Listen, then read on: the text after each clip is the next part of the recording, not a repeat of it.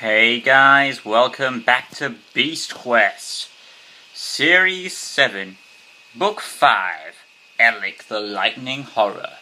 It's been a while, hasn't it guys, since we did Beast Quest, but I managed to finally get all of these new covers for Series 7 so I can finally do it.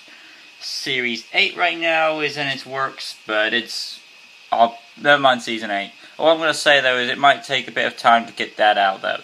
But let's get this over with. So, Book 5. Tom and friends are captured by Marvel's soldiers, but not only that, turns out one of the soldiers was wounded by the boy's father.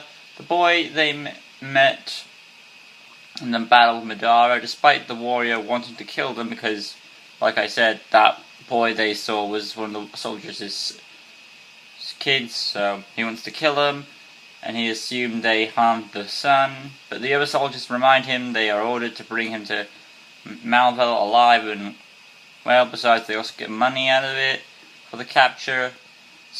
There is some reluctance from Storm and Silver, telling them to calm them down, and reminding them everything was going to be okay in the end.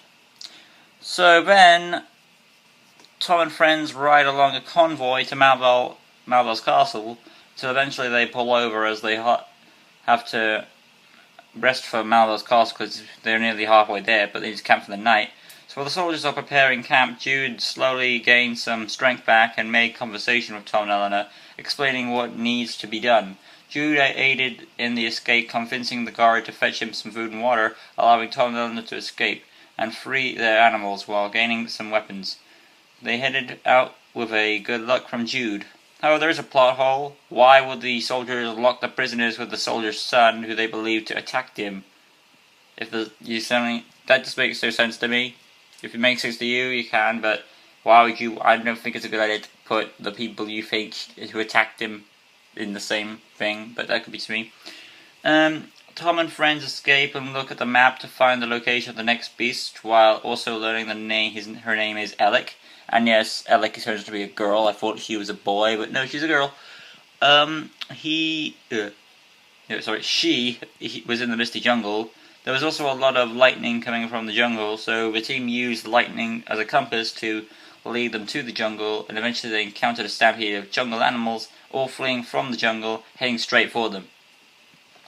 Tom and friends avoid the stampede and search the jungle using one of Tom's jewels, memorizing the jungle area so they wouldn't be lost. However, it was quite quiet, not because of the animals had left. Something else made it feel eerie. They ventured forward to discover hundreds of animal corpses and no doubt Ellik's rage. Tom blamed himself, believing if he was here quicker, probably he hadn't allowed them to be captured, they would have been able to stop Ellik sooner. But Eleanor reminds him that it's not your fault, it's Malvel's doing, he's evil and all that.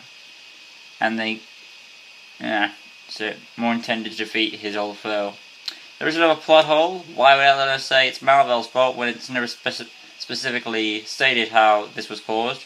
My theory was not only when Tom used the portals Malvel and Velmal did to find Velmal seemed to have a bit of control on.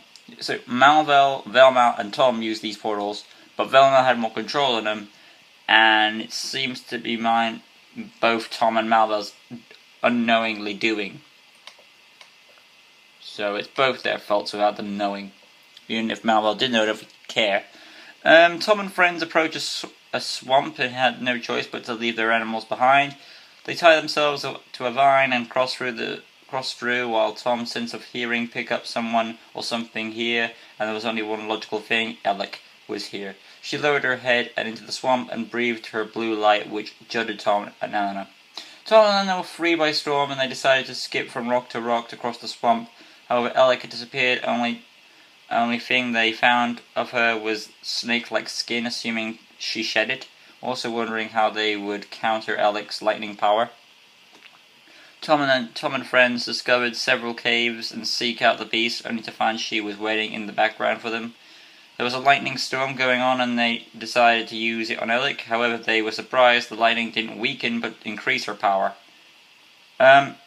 Not one of the team's best moves. After all, they clearly describe how Ellik looks like and looks how she looks like, and that whole scene with them being captured in the swamp by Ellik's blue light didn't give any hints that it was lightning, which is not so. It's not one of their smartest decisions. Tom and Eleanor tried their best to fight off Ellik, but damaged Tom's shield after trying to outrun her. She was tired. The lightning had drained out, and Tom could finish her off with the mercy blow. But before that happened, another lightning bolt recharged her, and she began pursuing Tom again. Then Eleanor lipped the answer to Tom: caves. It made sense. If he could lure Ellik into the caves, he could have contained. However, Ellik received another bolt of lightning from the storm and chased Tom up the tree. Tom jumped from the tree but lost both his sword and shield. Also no sign of Eleanor. He tried to lead Ellik to the cave. When she was about to fire lightning on him, he was defenseless, but Eleanor came with Tom's shield, and they had to make a run for the caves to wear out Ellik after throwing the rock to distract her. They gave a head start and tried to tire her out for the caves. She was at Tom's mercy finally after being tired out, and Tom granted her that mercy, enabling him to go for his move, and the portal activated so she could go home.